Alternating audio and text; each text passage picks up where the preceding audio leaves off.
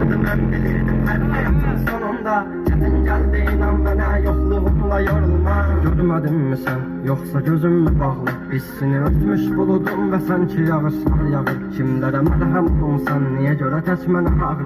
O vaxt babinlə indi özce yarasını sarma. Danışma sus buna geldim soruşma yarın ağrını. Çekeceğim beynime bir mermini koy tekrarlamasın. O sesin kulaklarımdan silinmeliler. Bilinen bu da bir suskunluğdan ibaret koy darıkmasın.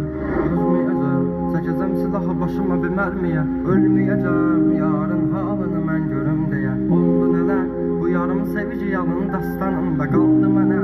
Gel mən orada gözleyeceğim. Çekeceğim silahı başıma bir mermiye. Ölmeyeceğim yarın halını mən görüm diye.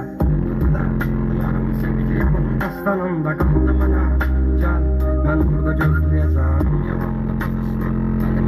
Yalan həmin elmin vardı özləmində qavrulacaq bu ürəyi.